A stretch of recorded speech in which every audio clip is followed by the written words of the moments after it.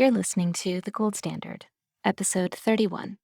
This is a special encore presentation of Episode 9, Oh Superwoman, with Laurie Anderson and Bob Ezrin, originally published on February 11th, 2021. It is a fascinating episode and one we're so proud of. Enjoy.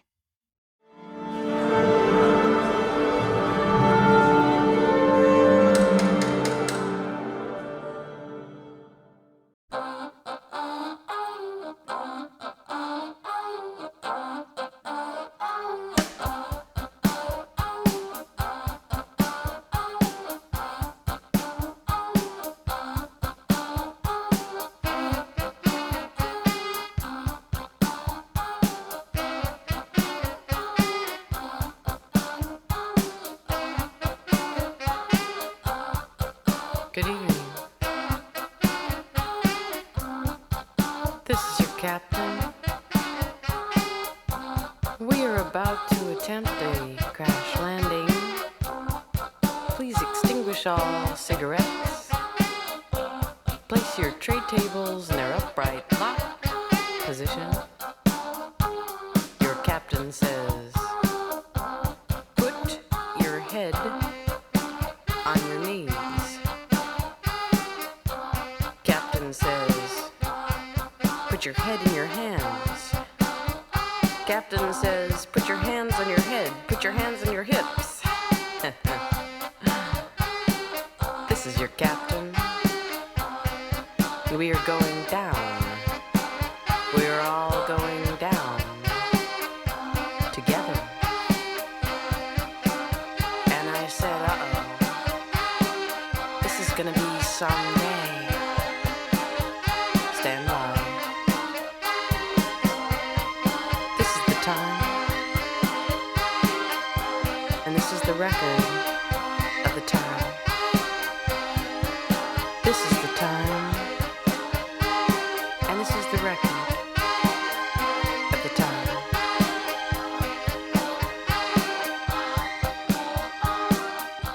Hello, everybody. I'm Brian Levine, and welcome to the Gould Standard, a regular podcast brought to you by the Glenn Gould Foundation. We bring you conversations with some of the most amazing people from around the world of the arts. If music, books, theater and dance, visual art, poetry and film are the energy drink that recharges your flagging spirits in these trying times, then you've come to the right place. Be sure to press like, share, and subscribe. And if you're listening to us on Apple Podcasts, please leave us your comments, pose your questions, and be part of our community of friends and supporters. And to get more stimulating content, please join us at our website, glenngould.ca. And when you're there, you will undoubtedly notice a little donate button. We are a registered Canadian charity, and if you'd like to support us with your generosity, we would be ever so grateful. Now, we have a departure from our usual format because we have two guests today.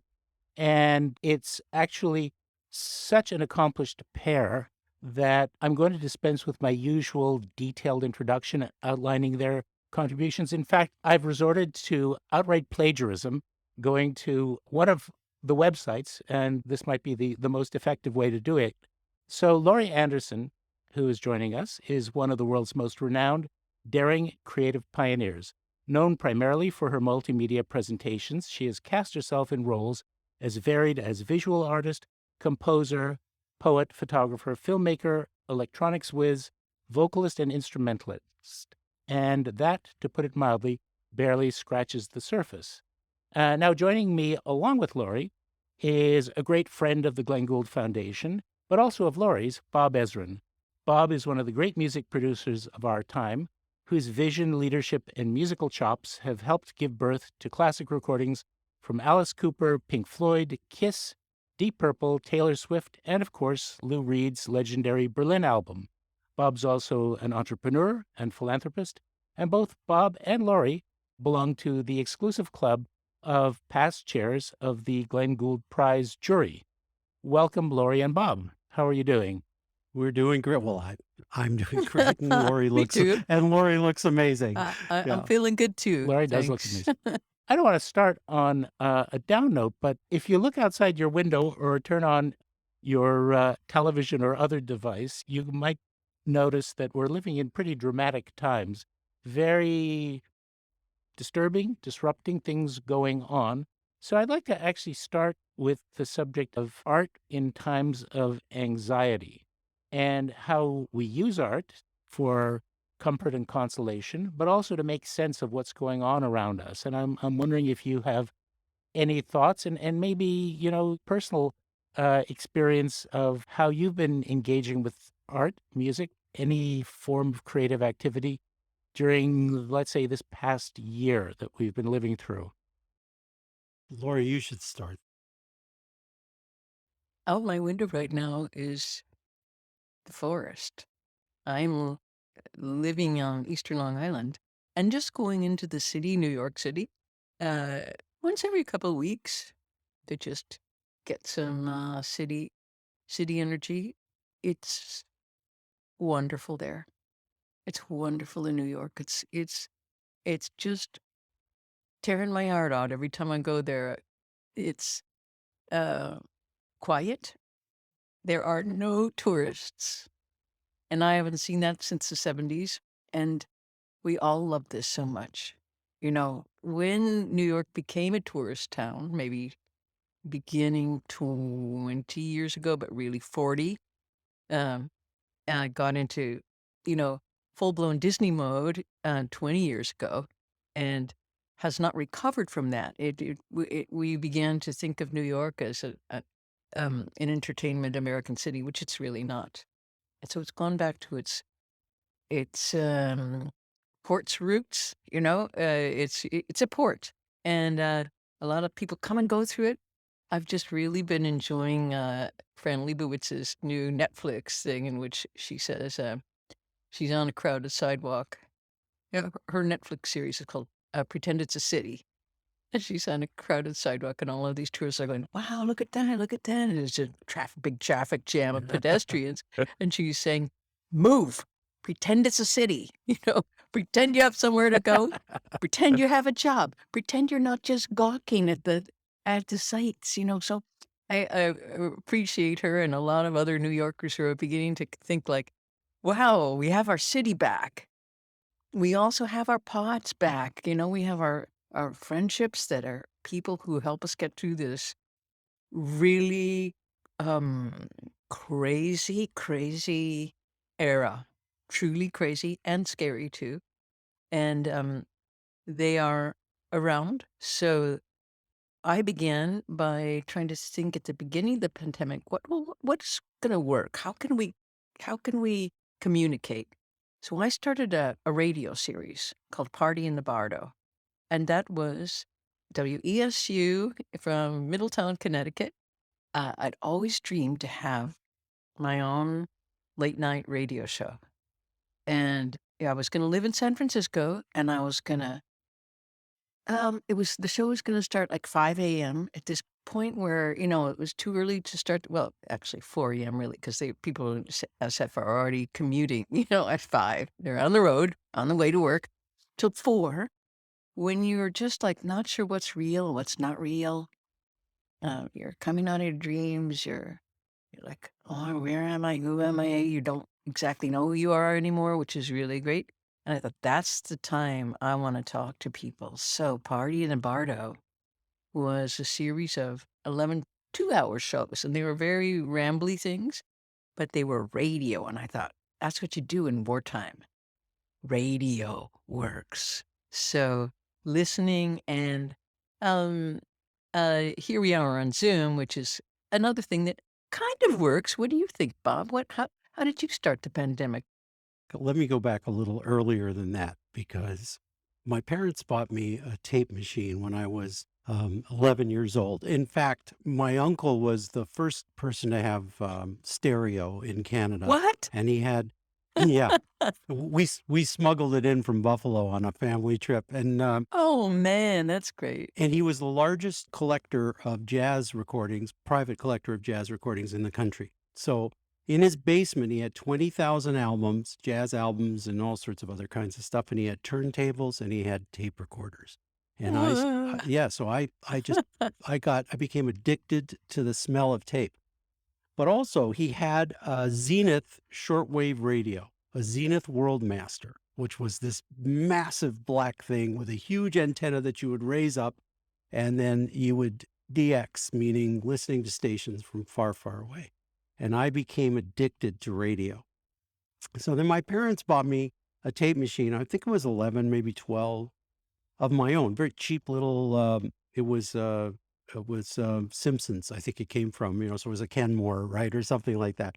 And and I used to sit in my window looking out over Lyndhurst Avenue in Toronto, downtown Toronto, and the traffic would go by, and I'd pick it up on the microphone, and I had my record player beside me, and I was Bob King with the King Oh, thing. yes. Coming to you from Toronto. And I always dreamed of having my own radio show. And so it's listening to what you're talking about, and by the way, I loved the series. And Thanks. I was a little disappointed you never called me. No, yeah. You're next on But my anyway. list. Oh yeah, sure. But so the radio, you're right. And what was it that made it so magical? What was it about radio that is part of what we're experiencing now? It was you were alone in your own little space, which became almost invisible. And that through some kind of celestial beam, you reached out and could travel the whole world and could imagine, like, I used to get Trucker's Watch out of New Orleans. When they would do, Wow. there were certain times when the AM signal would skip, and you could pick it up all the way up here, or WWVA, Wheeling, West Virginia. And actually, when I was listening to Wheeling, West Virginia, there was a commercial for a movie that was out, and it said, I can't remember the title, and it was like, 75 cents and 25 cents for colored seats. And I said to my dad, what color are the seats? Yeah. Why are, what color are the seats that they're cheaper? What did your dad say? And he explained it to me He did. very well. Okay. Yes, he did. But anyway, I feel like we are in a similar place, that all that is around us immediately has become invisible. It's just because we're here so much that we don't see it anymore. And what's happened is that we've reached out through technology, through Zoom, through even our mobile phones, these magical devices that can allow us to connect with people all over the universe. And we can project ourselves into these places. So it's freed us up for imagination incredibly. I mean, suddenly, your context disappears. When context disappears, everything is possible. And that's what's happened, is our context, it's just so basic that it has disappeared altogether. We don't notice it anymore. I don't notice this desk anymore. I don't notice, my bedroom. I've just spent more time in it in this last year than I've ever done in my life. So yeah, that's what I'm doing. And the other thing I want to say is that I think that when you are separated like this from other people for such a long period of time, you begin to experience things more deeply and more profoundly than you may have before, mainly because you don't even have any distractions. You just you're there with your thoughts and your dreams and your fears and your pain and whatever else happens to be happening to you at the time. And that has a lot to do with the acceleration of good and bad behavior that we see around us. The people have been separated from their distractions so long that their true natures or their fears or whatever is driving them has been amplified, and they're doing more of everything. So we have more anarchy, we have more love, we have more ugliness and more beauty, we have more communication, and we have more distance, all happening at the same time. So I think this is, I've never lived through anything like it, but I'll never forget. I'll never forget it. I've been writing about it to myself, and as part of this interminable memoir. Oh, how's that going? Oh, it's terrible. I mean, What page are you on? I don't know about numbers of pages. I do it by words, but I'm about 70,000 words in now. And are you doing it chronologically? No, You're not. no. In fact, That's a relief. yes, it is. It's really interesting. Not that I wouldn't like to know about little Bob when you're 3. Little Bob? Little Bob when he's 3. I would love to know about that guy. Really? Yeah, I would. I want to know about the Shreddies commercial. What is that? He was a jingle singer. You're kidding. I did not know that. Okay, so here's the story. One of my mother's closest friends was a woman named Charlotte Deneuve, who was a dancer from Bali. Lovely. And only in Canada on Saturday night, prime time, would the 7:30 show be Garbett Roberts and Charlotte Deneuve dancing Balinese dances. But that was it. So Wonderful. and it was live TV, right? This was recorded, and it was a lead-in show to a program starring a kind of Irish tenor named Billy O'Connor. He was our Bing Crosby. So Charlotte had said to my mom, you and the kids, you ought to come down, while we're doing the show. So my dad took my little brothers, who were twins, redheaded twins, and they went and stood in line to go to the Garbett Roberts Charlotte Deneuve show. And the producers of Billy O'Connor's show came down the hallway and they looked at them and they went, they're like miniature Billies. Miniature Billies. Whoa. They don't sing, do they? And of course, we're an all singing, all dancing family, right? So my dad goes 5, 6, 7, 8. My brother's breaking. I want a girl just like the girl that married dear old dad. And the guys, they're like flipping out. They're going, okay, they're hired. We want them for the Christmas special. So they got hired on the spot. They were 5, 5.5, I think. And he says to my dad, you don't have any more of those at home, do you? And that was it. So we became the kind of go-to kids for, when you needed somebody on, like a kid on live TV, to stand around and be in a sketch. Or I played Jack Duffy's son, Johnny Wayne's son in the Wayne and Schuster show. Do you remember Wayne and Schuster, Laurie? No, sorry. I don't remember Wayne. Wayne and Schuster. What was the idea of their show? What was their They were a comedy team. And yes, and slapstick or no, kind of comedy? They were smart comedy, very, very verbal. And Frank Schuster's daughter was Lorne Michaels' first wife, and Lorne Michaels learned a lot from that era of Canadian television. So, but anyway, I digress. So we were kind of go-to kids, and then somebody said, well, we need some kids to do this commercial for Shreddies, which is mini shredded wheat in the United States, but Shreddies in Canada. And so we got hired, the 3 of us, and we became the Shreddies kids. Oh my gosh. Not on camera. The kids that were on camera when we first did it were animated, and then they did hire a Shreddies kid, and that was Alan Cates, Kates, who ended up being my partner in Nashville. I mean, like crazy. Like neither of us had any idea. But yeah, Toronto was a very exciting place at that time. It truly was like this little village full of crazy creative people doing everything. And they all knew each other. To counteract the idea that we were a totally isolated enclave, Wayne and Schuster actually had a long-standing gig with the Ed Sullivan Show. They were on over and over again on Ed Sullivan. So if you pick up the Ed Sullivan archives, you'll run into them. I think I'm going to have to do that. They were his favorite comedians. Yeah. Yeah. Wow. So glad this came up.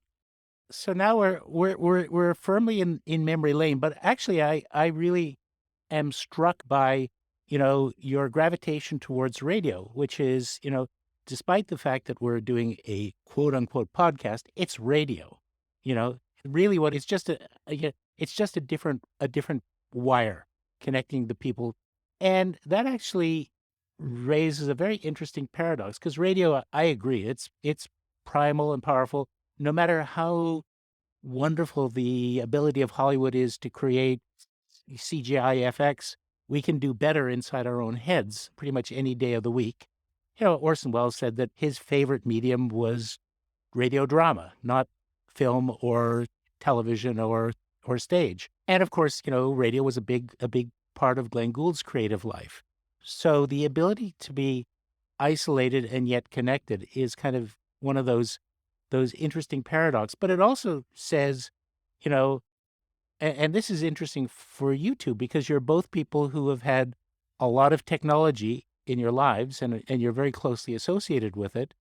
Um, are we on the verge of discovering low-tech solutions to the inner moment that we're all sort of going through right now? And do you see a bit of a turning back in terms of, how we navigate the world and these strange times? Well, I guess I don't see forward motion in the same way. One of the things that the pandemic has done for me is put me, like everyone else, in the present.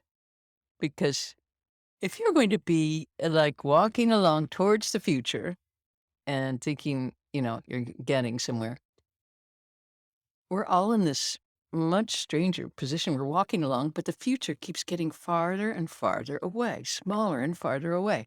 Things keep getting postponed. The thing that was going to happen in June is happening next June. So this time shift is really a completely new experience, and and I I love and I train to be in the present. This is uh, my practice is trying to do that. So, uh, and then I thought, how amazing that the entire world just became kind of like instant Buddhists. They're like, you don't know what's gonna happen. You have no idea. So just look around you, breathe deep, and see what happens. That's that's incredible. Who would ever have imagined this? Well, I think people did. I think as you say, this is your practice. I mean, I think that it was not only imagined but clearly understood by other cultures before us. I think Western culture sort of shed that knowledge as it I'm making quotation marks in the air, but as it evolved, or rather you could say devolved into a state of reliance upon technology. You rely on other people, you rely on techniques, you are rarely just being. Whereas, if we got ourselves into if we were able to go to the Amazon, to one of those tribes, and sit there quietly and not disturb them or give them germs, we could at least observe that they just were who they were all the time, like 24 hours a day. Now, yes, they have structure, they have developed mechanisms, coping mechanisms for their animal instincts versus their humanity, and all that other stuff that we've done too. But they don't have all these additional layers of separation between them and whoever they're dealing with, or whoever they have to hunt, kill, and eat. It's very immediate, very direct. So I don't think we're going. I don't think there's a backwards or forwards. Exactly. I'm with Laurie on this. I don't think we're going anywhere. And I think that this is the new. Parked. Yeah, we're parked. And guess what? We always were. It was an illusion. We thought we had progress, all these plans we made. You know the joke that's, how to make God laugh is to make plans, and it's but in a way, it's true. Like, we all have these plans and these ideas and schedules, and I've got a date, and I'm going to do this, and I'm going to do that. And then one thing came along and changed all of it. And so what that says is, Yeah. where's the value in your life? And for me, the value. I'm an accidental Buddhist. Laurie's a practicing Buddhist. I'm a Buddhist by sort of, I tripped into it in a way because my life has always been about the people that I love, and the ideas that are happening right now. All musicians are Buddhists. I think you're right. Oh, yeah. Is there anything more in the present to do than music? No. No, absolutely not. And you can't like skim it to the end of it or something.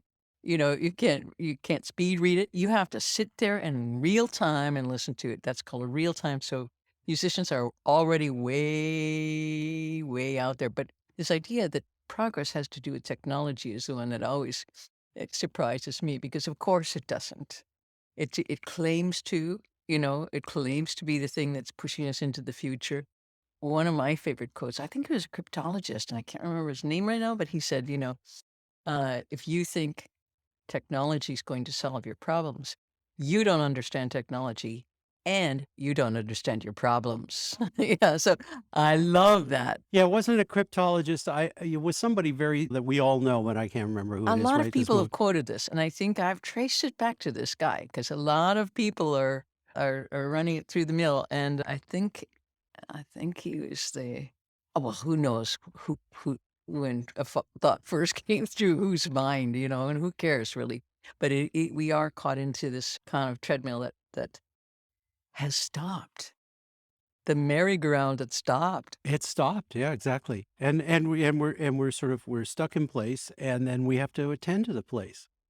Suddenly we can't ignore the place we've been in all along, which is right here, right here, right here. We're stuck in it, and now we're having to tend to it. And some people are doing it rather badly.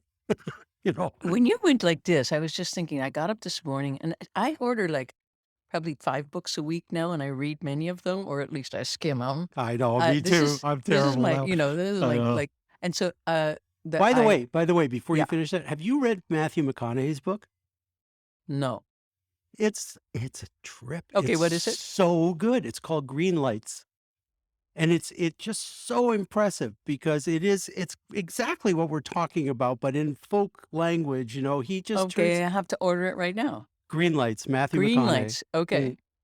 Okay, sorry, I interrupted you. Yes, what was I saying? Oh yeah, on the top of the stack of books, the smallest one, the shortest one, which I thought I can read that before I have some coffee, is a play by Sam Shepard called A Lie in the Mind. And in this wonderful play starring Harvey Keitel way back in 1985, it's a typical story of many of Shepard's plays, two brothers, crazy father, guns and flags. And I thought, oh boy, this is Boogaloo. This is Boogaloo, and Proud it's Boys. always been here Proud Boys. from the beginning of this place. What are we so shocked about? So on the other hand, when you hope for insight into what to do in that situation, I'm not sure that I closed the play and went, oh, I could have this feeling towards them or that one. I just had the intellectual, conceptual realization, yet yes, these crazies have been here hiding behind that woodwork the whole time. And now suddenly, and okay, so we're recording this on the day of that we had the headlines, impeachment this big, and the only president who's been impeached twice. We have no idea where this is going, except that also on the front page was the Capitol building with hundreds of National Guards soldiers in what appeared to be sleeping poses. I hope they're not dead, but they're napping for sure, getting ready for something. So everybody in this country today is wondering what that thing is. Our entire Capitol building draped with soldiers. Something nobody could ever have imagined. Forget the pandemic, forget the slowdown. This for us is a point in time where we actually have zero idea where it's going to go, and the stakes are quite high today. They are high, but actually, I think it has been imagined. If you're familiar with Sinclair Lewis, his last novel was called It Can't Happen Here, and it was written in 1936. And it actually tells the story of a populist fascist becoming the president of the United States and ushering in a fascist state. Incidentally, all the people who aren't down with fascism end up emigrating to Canada. So, Not again. not again. You're always welcome. You're Oh, always my welcome. Oh, thank you so much. We'll see how long always lasts. We gave the Glenn Gould Prize to Philip Glass back in 2016, and it was 2 weeks after Trump's election. So I asked him if he was planning on spending a lot more time at his summer home in Cape Breton, and he said, "Oh no, less. Now is the time to stay and fight." So There's a lot to be said for staying engaged, but the force of this kind of, I don't want to use an ism word to describe it, but let's say this kind of destructive force is always with us. And sometimes it takes an individual who becomes the match on the pile of oil soaked rags. But I think that to a certain degree, we all have to be inwardly and outwardly vigilant. And I know that you were because I was following Ruckus. So Laurie, that was an initiative that you helped start, right? Yeah. Yeah, that came from a musician's breakfast club. That was Ryuichi Sakamoto and Arto Lindsay and Ian Newton and I sitting around talking. We just decided let's get together and talk about music. So we did that every week or so in New York. And then when we all went online, we kept doing it. And then as the pandemic unfolded, we thought, why is it so quiet here? And why aren't American artists, writers, musicians saying anything? What happened to the left? What happened to this powerful voice of the left? What happened to Susan Sontag and the rest? It's like, and it was just this, and it is continuing. So we were saying, why don't we just at least have a couple of days where we ask a lot of artists, musicians, and writers to write something about this, and then we will make a site, and then we're going to make a big noise. Well, here's something that was written to me by an artist. I'm not going to tell you who. Okay, great. I do not see the intermingling and bleeding danger from radical far right into the majority of the conservative movement as you do. I am, however, concerned and fearful about the increasingly emboldened liberal McCarthyism running amok in today's society, with big tech, Hollywood, and the media mainstream censoring, squashing, canceling, ostensibly purging out any point of view, political, philosophical, or otherwise, that they do not agree with. Well, media is getting a very rough time these days. What we have to be aware of is that on the left, where I proudly stand, Where you probably stand? proudly. Oh, proudly. Okay. Just probably. What is he Easy, talking girl. about? Easy, girl.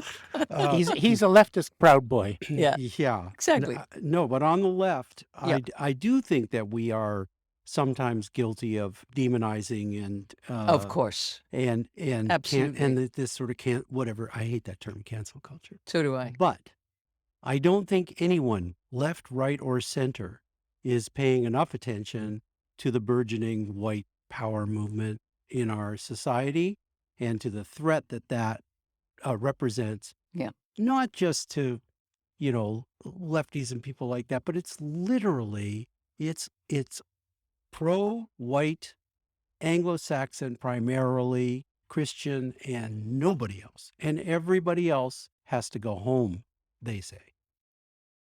And where's that? Yeah. In the language that they're using in their online and their postings and their secret little, QAnons and things like that. The language has to do with reclaiming America for the, for the white European Of people course. Of that course. to which it belongs, right? Of course. Yeah. Denying, of course, who we stole it from and everybody else that lives here. Yeah. I worry about it greatly. Me too. And I worry about it because I remember as a child, I'm old enough to remember as a child, Helen and Sydney, my cousins, who had tattoos on their arm with numbers on them. And the stories of how they were both married to someone else and they both had families and they lost them all. They met each other in a camp and they decided to get married. And they... What a profoundly optimistic and fantastic thing that is. Isn't it? We meet in a camp and let's get married. We've lost everyone. Isn't it? I mean, who does that? That's my hat's off to these two people. Yeah, who did that. but that is like we have to know that these things have happened in the past.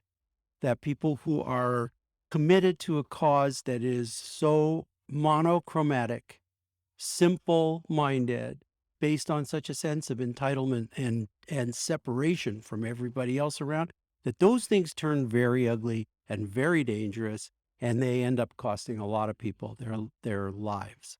And so you're right. I mean, it's terrible to see the National Guard on the Capitol building, but it's way, way worse from my point of view to see these crowds marching, bearing, insignias and emblems and Yeah. things like that of a very powerful. And this is not a popular thing to say, what I'm going to say. And I do totally acknowledge that 57% of white women voted for Trump. Women pushed him right over. Yeah. But the rage that was at the Capitol insurrection was men.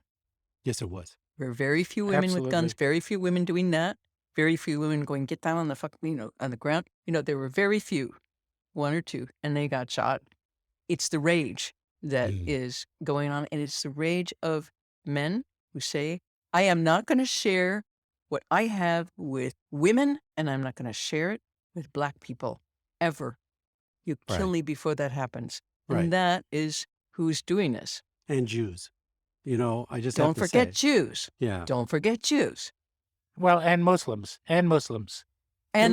Yes. Yeah, well, yeah, that sort of goes without saying. But unfortunately, the Muslims are in a basket that is, being denied by people on both sides. It's not just the white supremacists. It's a crazy misunderstanding. So you say, artists. So where's the voice? And I think that this may be the greatest disappointment of this time for me, this last couple of months and stuff, as this was beginning to really ratchet up. I didn't hear us. I keep getting the Billboard bulletin, but just because I'm on the mailing list, I don't read Billboard anymore. Haven't for years. Haven't you? When was the last Billboard you read? What year? Oh, it's got to be before the year 2000. So I don't remember. Wow. Okay. Yeah. But the headlines are always about, this one's got a #1 record and this one and that one. But I don't see the voices of leadership and dissent. I don't see the voices of inspiration. And I don't see, I'm missing out something that we saw. We lived through this, all of us, when the civil rights movement was growing and becoming more and more a cultural imperative.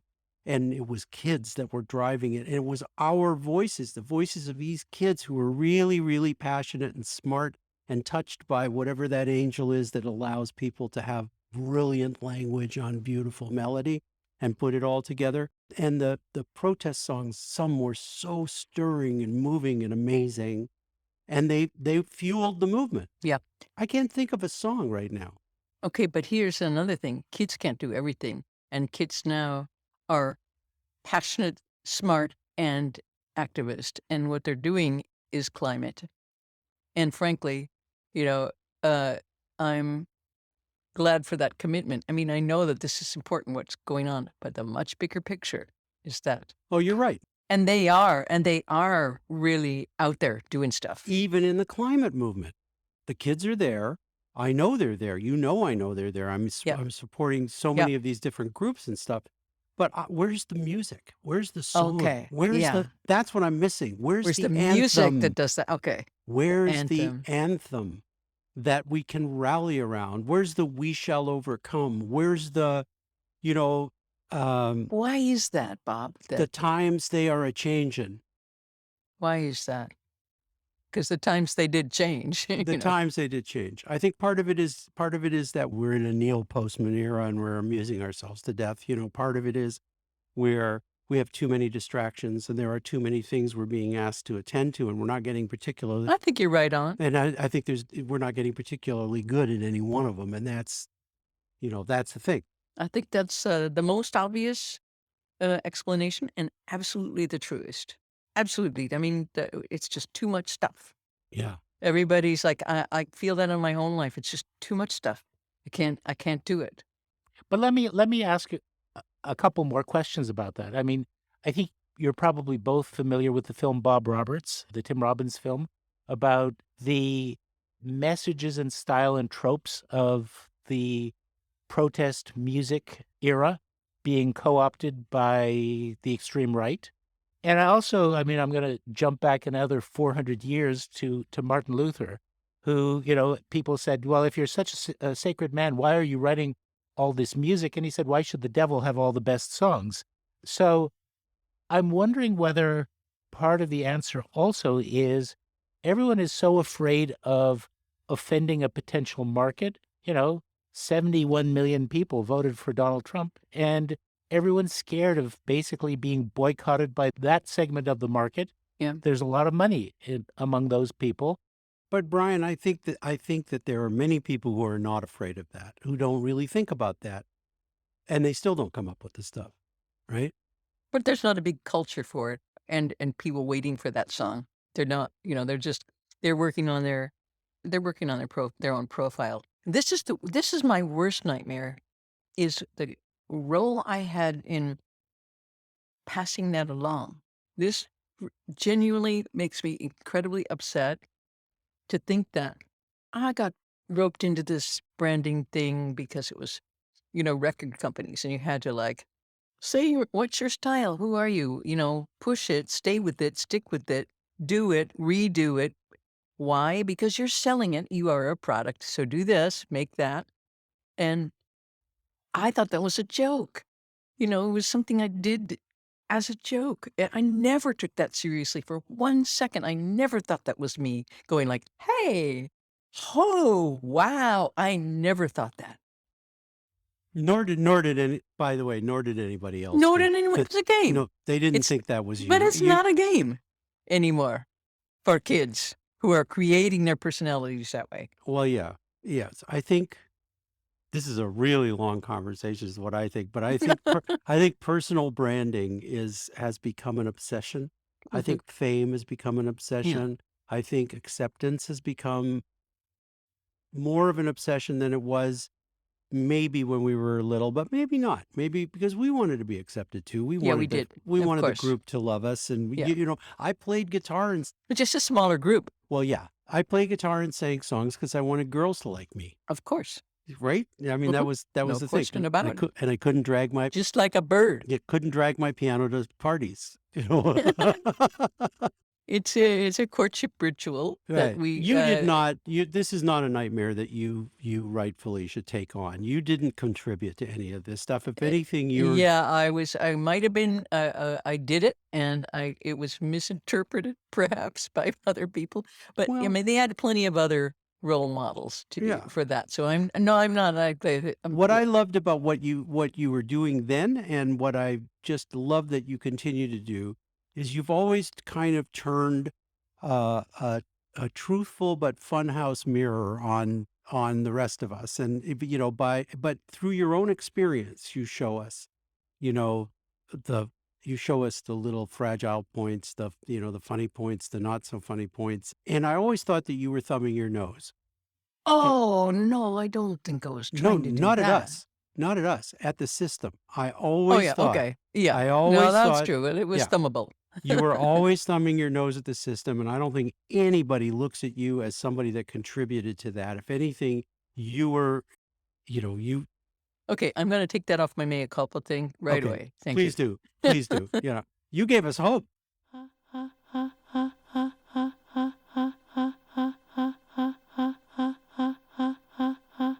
Oh, Superman.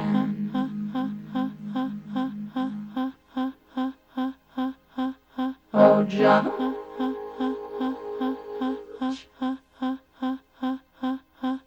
Oh, Mom and Dad. Mom and Dad.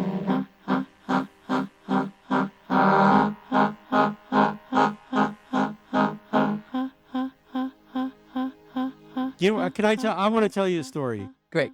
I was on my way to the studio. I think what year did Superman come out? Was it 80? Something like that. Yeah. Okay, so I'm on the way to the studio. I'm driving on the 401 in Toronto for all of us Canadians.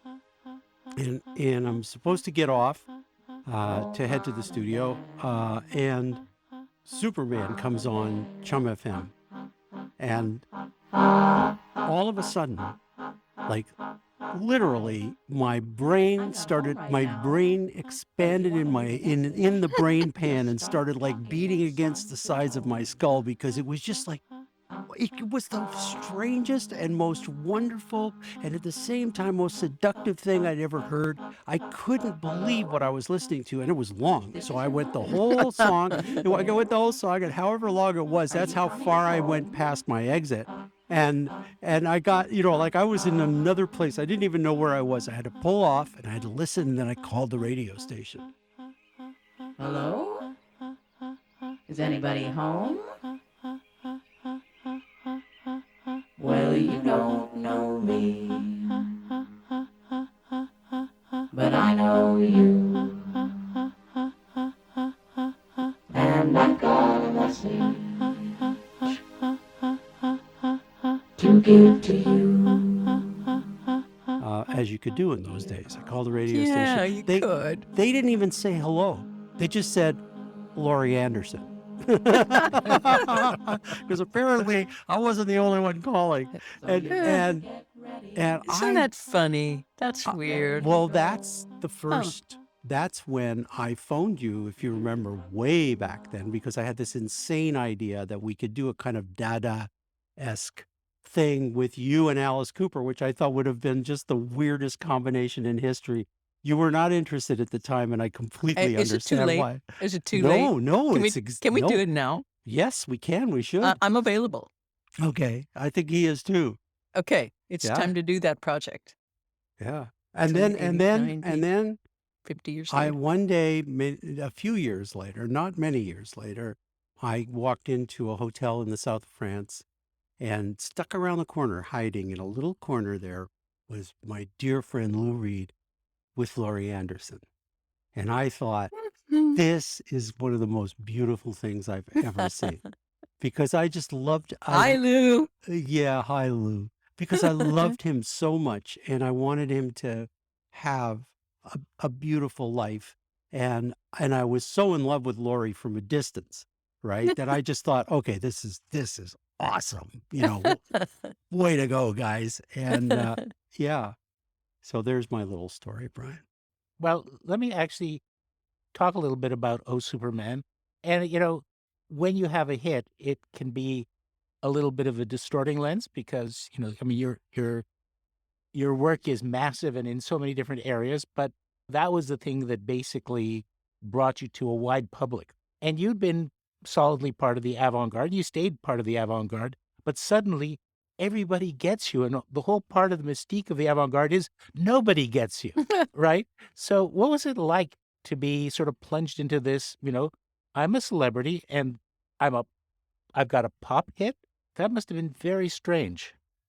It was strange, but it also more than an artist and more than a pop artist, I was a journalist. And I was like really fascinated by this. I genuinely, because it was so bizarre. I was the same person that I was 2 weeks ago. Now I would get out of a car and hundreds of people were around me screaming. So I was like, okay, this is, first of all, this is not real. This is not real. So it's probably the thing, one of the things that I'm quite genuinely proud of, that didn't seduce me. I didn't start thinking of myself any differently. I was still the person that didn't know what to do, where to go, how to do it. Let me try something else. I was still that person. And I never became the person that was in the poster. I got some really wonderful advantages from being in that position. I was able to do other things, work in a different way. But I could see right away. I remember the first time I was out at, I was invited to Burbank, the record company, and Warner Brothers, and they said, well, we'd like you to meet some of the other artists. And artists had like big, heavy quotes around it. I was like, wow, you're not talking about Picasso here, some of the artists. And then I forget what the group was. They didn't have a long life, but they were, you artists should meet each other. I knew right away it was a different world. And I should be an anthropologist in this because it was a wonderful chance to see how this was going down. Right. It's so funny, you know, and I ban that I ban the A word from any of the stuff that I'm working on. I mean, there are a few people who deserve that mantle. You're one for sure. Because, you know, true artists are it's almost as though they have accidentally slipped into a kind of a celestial jet stream that carries them along, and suddenly they're being bathed in all of this new kind of thinking, new ideas, compulsions, obsessions, and things that they can't even explain to themselves. And lucky for us, in many cases, they will like drop a rope ladder, like a golden rope ladder down, and some of us will be inspired by what they do and will climb up to and get into that jet stream. But in the rest of their lives, all around that stuff, they're just like people. And they're people that have, you know, people type issues and things that they have to deal with and concern themselves with. The artists, the ones in the jet stream, they spend less time worrying about that part of things and more time just trying to stay afloat in this in this riptide, you know, that they're being carried along by. Um and so they have ideas and thoughts and things that are informed by the earth and by their experience back here at home, but are completely rewritten and restructured and come out in an entirely different individual and yet collective way that they then turn around and share with the rest of us. And that somebody that's doing that, that's an artist. Somebody who's playing guitar, even if they're really, really good, and they're playing because, you know, they're getting paid a crap load of money and they like the girls and all that other stuff. That's a different kind of a motivation and a different Yeah, kind of but an I've end known result. some guitarists who are riding a jet stream. You know, Yes, of course. Of course. Bill Frisell comes to mind. But He's listen, out in the David jet. Gilmour Yeah, a writing whole it. ton of them, whole Yeah, ton I of mean, guitarists are up like, and there. I've been so lucky to have been able to work with some of those people, and they really deserve the mantle.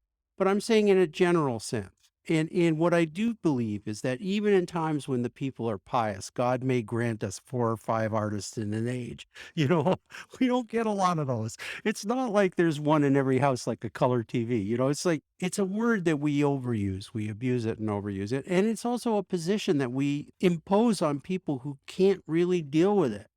Well, it's also so many things have gotten corralled into the under the term art since Duchamp started doing that, you know, and so, you know, and art no longer is stuff in, for example, in the visual art world, stuff in museums.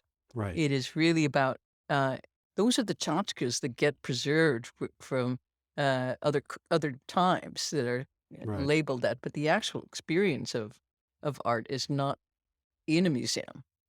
So you don't even those are prompts maybe, but the actual experience is something else. So it it's easy then for us all to be artists. I think it would be a dream for everyone in the world to be an artist, and maybe that's where we're going because we are very slowly, very incrementally getting more complex, and I think it's complexity that helps you get up to the jet stream, you know, and also shedding of your need to have a self.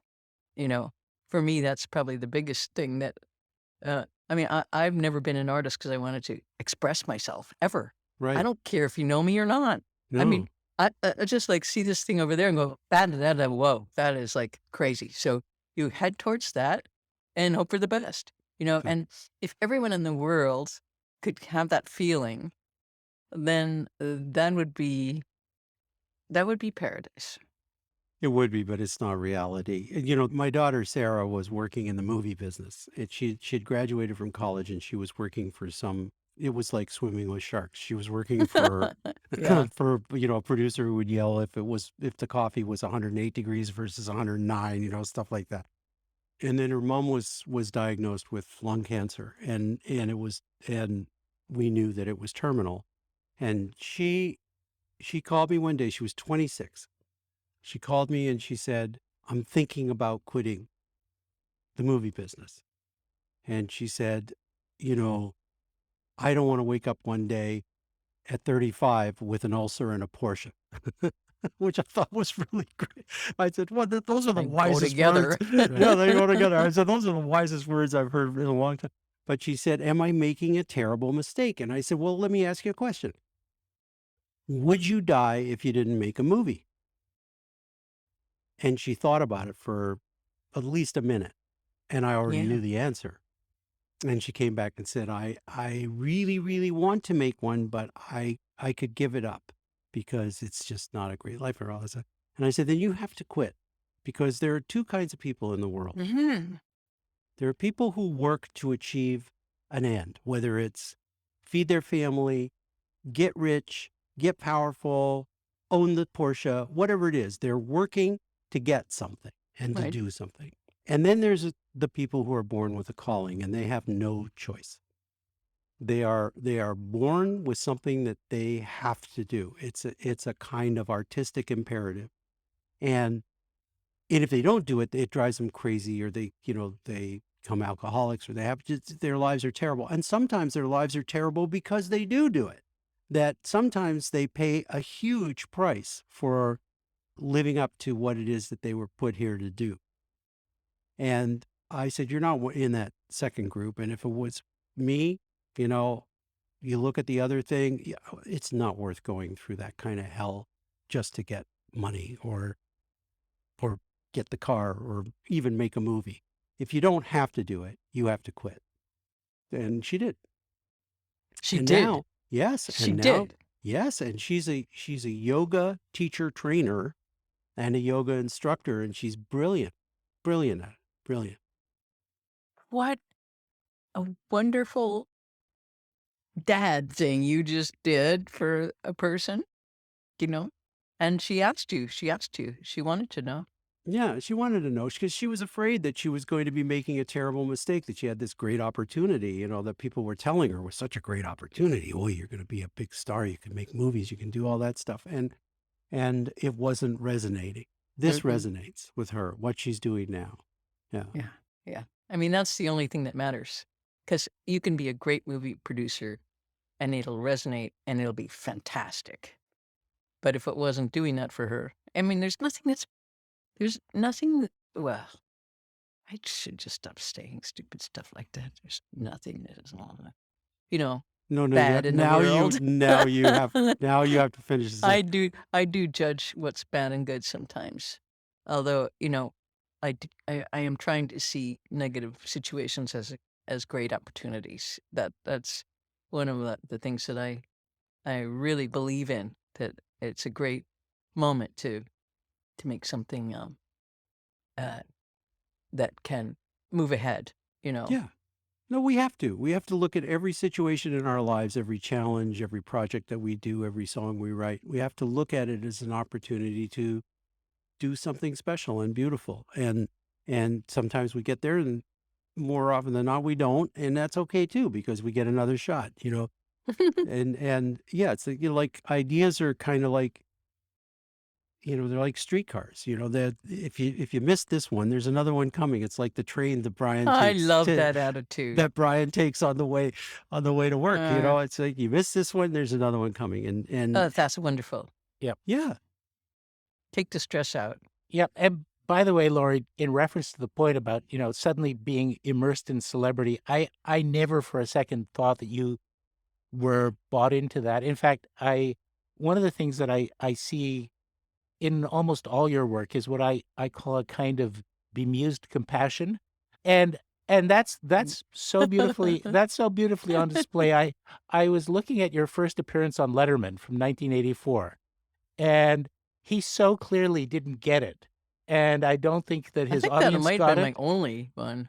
But you were so nice to him. But at the same time, you were projecting this idea of sort of knowing that he didn't get it, not holding it against him, but also kind of in a sly way laughing at the silliness of it. Well, yeah, being a geek, I relate to geeks. I love geeks, but he was just not in a geek mood that day, I guess. Yeah. I don't know. Yeah. Because I think he's a pretty interesting guy. He is. But, and I think his show evolved a lot over the Yeah. years. So, but that was much more I think he was in a very mainstream entertainment mode at that point. Yeah, And he just probably. didn't know what to make of you. And, that's actually a good place for artists to be in sometimes, because if people are scratching their head, then at least they're thinking about what they're seeing and experiencing. And, you've never been afraid of moving in directions that wouldn't necessarily, quote unquote, make sense to people, but at an inner level, an emotional associative level, it does make sense. Well, I've got one that doesn't obviously make sense, but we're going to do this because we've been talking about it for too long. We're going to do a Christmas album, a Laurie Anderson Christmas album, Oh, Yes. because yes. I just want her point of view on the holiday and the experience and all that sort of stuff. We have to do this, Laurie. We got to. I know we do. And, one project that I've been working on, and maybe it will help with this, is right before the pandemic, I was in Australia working with a machine learning group and a supercomputer. And I was the artist in residence there for a couple of weeks. They were like, "What do you want this supercomputer to do?" I was like, "I don't know. Can't it think of its own things to do?" And it's like, anyway, I said, "Okay, what we're going to have this do is learn to read the Bible, because everyone's always banging on that book, citing it, telling you what it is and what it should be and what it isn't, and when and telling you have to believe in it." So I'm like, "All right." So we've done a lot of experiments over the last year, and some of them are top secret. Some of them aren't. So anyway, the first thing we did was take the elements that make up the Bible, the three streams of languages that come in to create the book: Aramaic, Hebrew, and Greek. I thought, what if we up the level of, for example, Greek? What if the Bible is really predominantly that stream? Is it going to be a much more rational book? What about if the Hebrew comes in? Will it be a much more mystical book? What will happen if you take the parts apart? Then the next thing we did was we fed all of James Joyce into this system, and this is a very, very powerful thing. We thought, what would the Bible be like according to Joyce? So that was a failure. It was gibberish. It was just like, because much of his genius in the like super compound words that are like 800 syllables long are are so brilliant. And speaking of resonance, they resonate with each other and make some other kind of meaning. So that was a failure. Then the next thing they did was they put all of my writing and lyrics and crossed it with the Bible. Really? And they just sent me a text 2 weeks ago that is 9,099 pages long. And it works a lot better because I write in very simple sentences. And it is me. I recognize my voice in this. It is me telling you the Bible, as if I know, as if I'm completely omniscient about, oh, here's how the beginning of the world was. And this is what, this is how dominion over the animals happened. This is what happened, and it's so creepy because when you hear writing, you picture the source. It's like Doc Thomas, consider the source. That's something that, Bob, you heard Lou say a million times. Consider the source. Hmm. Who is writing this stuff? Where is it coming from? So we're doing a bunch of other experiments now, and they're too wonky to go into, but it's teaching me a lot. Now, half of this text is just kind of nuts. It's like a little arbitrary. It's like it's it's it's word salad. It's like it's what you'd expect. The algorithms and the engines of how you say things and what conclusions you make are frightening. They're really like some of them are so beautiful. Is this something you did with Tom Haidu? Is this? Yes. Yeah. Wow. Yes, it's Tom is involved in it, so is Anton, and Hoyla. So it's a whole group Mm. of people. So I have to ask, are you going to set it to music? Everything's set to music, Uh-huh. even something that doesn't have music. But I'm just thinking, Bob, of the Christmas record. There's a lot of Christmas themes in there, and stories greatest story ever told can be told so many times in so many ways because there's so many of us. We can keep retelling it our own, and there's something about that book that captures us. Yeah. We don't know where it comes from, this book, really, or what it's actually telling us. He tells us a million things. So it's not really about that. It's about who we are as people who are. Well, if it can parse it according to your language and your style, then who else should we invite to participate? Well, People whose language and style we love. And what I mean, it would be amazing to tell the Christmas story 8 new ways yes, or it 10 would. new ways. Yes, it would. That could be our Christmas album. Okay. Okay. That sounds good. Paradise is exactly like where you are right now. Only much better. Saw this guy in the train, and he seemed to have gotten stuck in one of those abstract trances. And he was going, and Fred said, I think he's in some kind of pain. I think it's a pain cry. And I said, pain cry? Then language is a virus. Language, it's a virus. Language, it's a virus.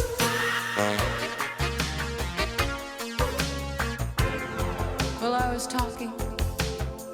The more we go into the impeachment, the more we realize the world is made of stories. How many of the stories that Donald Trump told people captured their imaginations. And I believe that it's the job of artists to do a better job of making a better story. Now, how do you communicate with these 72 million American people? Some of who believe that story, some of who are just like I'm a Republican. I'm fine with that. I just don't love the guy, but I'm more conservative. I'm from an era where we didn't fight with Republicans and Democrats didn't fight ever. We were just like, oh, I voted Republican. I voted. And now it's like battle to the death. So how did that happen? Stories. It happened through stories, things that they now believe and they will fight to their own death. So this is like the power of the story. And they're also, many of them are citing the Bible. This is what the Bible has told them is going to happen, should happen, and it is up to them to make it, to reify it. So that is why they are there, and they are pounding crosses into the ground. And here we are in the Crusades. If you didn't think it was 1200, it's the year 1200. It's in some people's minds. They're going to save the world because they have this story. I don't know. Maybe we have to create a lot of like crazy superheroes to do this. Or we have to make something that's so compelling that people will go, whoa, now that's a story. Well, that's why what I like what I love about what you said is that through this project, that Tom told me a little bit about this stuff. And I think I spoke to you while you were there at one You point. did, yeah. Because we were also very nervous at that time. The pandemic was like happening. I was like, I'll never get home from Australia. Right. But, telling that story that means so many different things to so many different people, filtering it through the language, the point of view, the voice of people. And that we should not only pick lefties, that are, like we should pick people from the whole spectrum. Maybe it's 12. I like the number 12, or 13 is 13 is more apostles. powerful. Well, yeah. Gotta have a Yeah. Judas in there. Yeah. But I mean, and if the story Gotta have Judas. if the story is suddenly retold in so many different ways, and yet at the end of it, maybe there is that, maybe there's that confluence of the essential message, and you end up with a center that everyone can agree on. That would be unbelievable. I don't think anyone's ever going to agree on it, but I could imagine a big cacophonous party. Where people aren't accusing somebody of being wrong about it. We're all wrong. We're all wrong, right. Yeah, exactly. So let's Exactly. party. That's we're never going to agree. And truth isn't a concept that we need to go for. I mean, one of my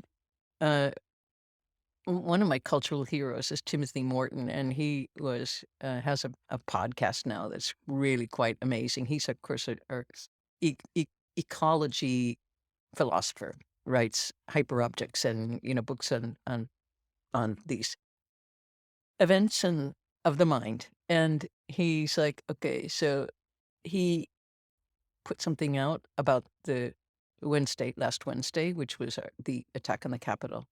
And he goes through the whole thing about the horror of it. And then he goes, so what do we do as artists? What should we be thinking? How can you face that? What should we do? We can't just sit here going, oh, that's bad. He said, okay, 3 things: beauty, ambiguity, and irony. And I'm like, oh, I'm not going to go for the truth thing, because we're just going to cudgel each other to death with my truth and your truth. Beauty, ambiguity, and irony. I love that. Yeah, I do too. I So I love think that. those are good mottos for artists Yeah. at the moment.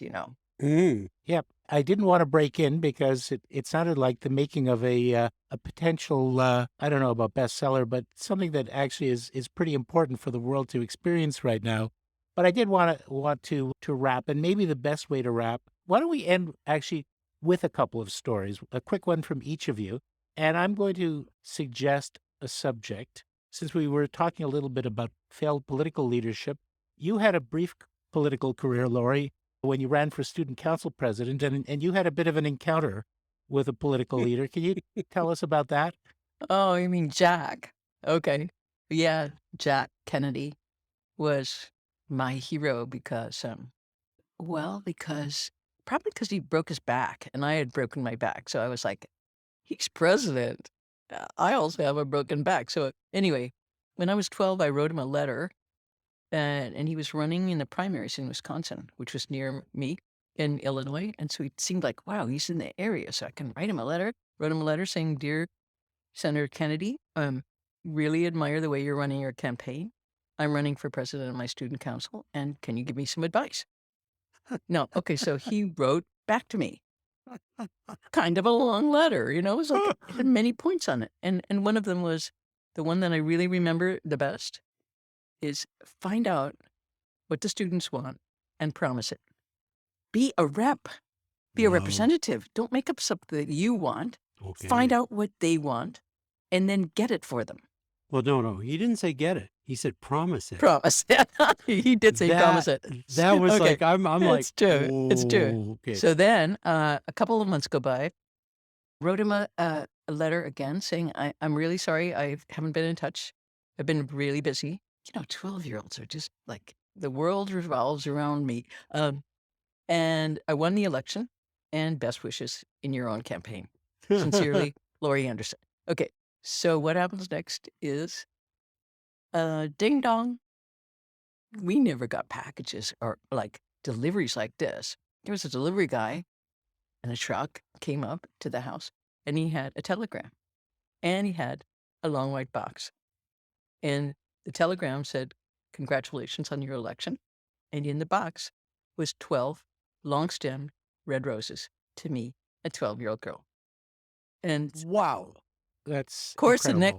the next day, the Glen Island News front pages, Jack Kennedy sends roses to local girl, and every woman in town fell in love with Jack. He was, what's he doing? Like, this is like helping this little kid. Anyway, I did not know at that time, actually, that the story of his dad, Joe, and the daughter who he had lobotomized. I did not know that story until I was back in Wisconsin about 50 years later, seeing the Kennedy Art Center. I said, that looks like a hospital. He said, it is a hospital. It was a hospital, and it was the main hospital for the lobotomists who who lobotomized an 18-year-old, lovely, smart, girl who happened to be gay. Not a good thing if you're running for press or if your son is going to do anything, So without asking his wife or anybody else, Joe sent her out. And she was lobotomized, and she became a 2-year-old Oh my God. who wore diapers for the rest of her life and had no Mm. mind, Oh my and God. died, I think, in 2005 or 6, with all the Kennedys at their side saying, we had this girl, sister who was differently abled, blah, blah, blah, blah, blah, blah, differently abled because her father had a hole drilled into her head because of ambition. And so the ambition that was driving Jack to win that election was like the House of Atreus or something. It was like really, raw. It was raw, and it would stop at nothing. So I still have the letter, but I have a different feeling about it. Wow. Okay, there's nothing I can say after that. Seriously, Brian. Bob, we'll take a rain check on your story. Hey, yeah, yeah. let's do this again. I would love it. All right. Okay. Well, getting you guys together is a little bit of a scheduling challenge because you're always busy. But basically, you have an open invitation anytime. Thank you. Any excuse to spend time together, it's great. Same. I was telling him that really the last time that we were out of the country, or the last time that I was in the United States, rather, was with you when we did That's right. that event at your place. For your cool thing, yeah. And then from there we went back to Toronto and then to the Right. islands for a minute Right. until till we got the notice to say go home now. Right. Right. Yeah. And here we still are. Yeah. So my last trip into the States, and my next one's going to be Saturday, but my last trip into the States was to go to your house. So great. Okay, I'm going to All see right. you both for real soon. All right, that's great. And last point, you now have a project ahead of you, which is the Christmas album. But I'm going to suggest picking up on an earlier spot. We have a great composer, we have a great producer, and we have a yawning gap for the great anthem for positive social change of our time. So get at it. Get busy. Write it. Write it. Okay. The world needs it. And, Aye, aye, sir. and- Aye, Yes, aye. sir. yeah, Yes, sir. and you can and you can premiere it on our next podcast. How about that? Well, thank you. We'll get Okay. busy right Yeah, away. we'll get on that. Yeah, All right. All right. you, Brian. Thank you. Thank you Thank you, so Bob. much. All right, Bye, take care. everybody. you. Lots of love, Laurie. Love Bye. to you. Bye. Bye. Bye.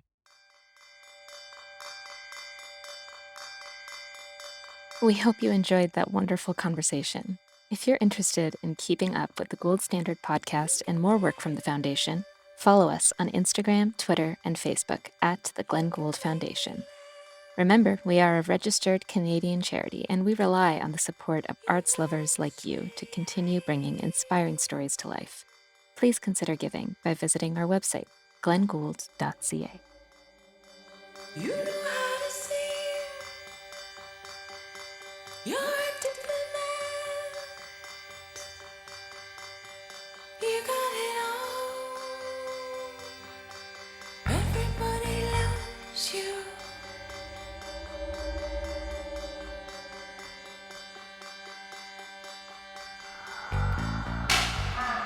You can charm the birds out of the sky, but I've got one thing.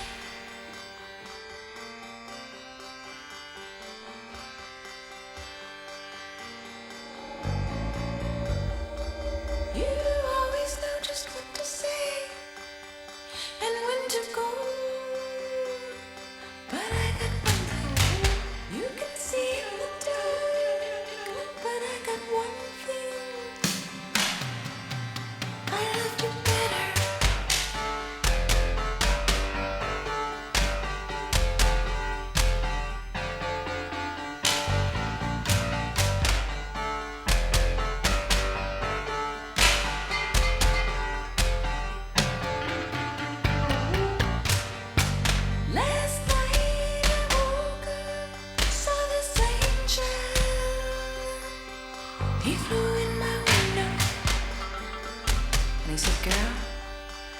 proud of yourself, huh? And I looked around and I said, oh, me? And he said, higher you fly, faster you fall. He said,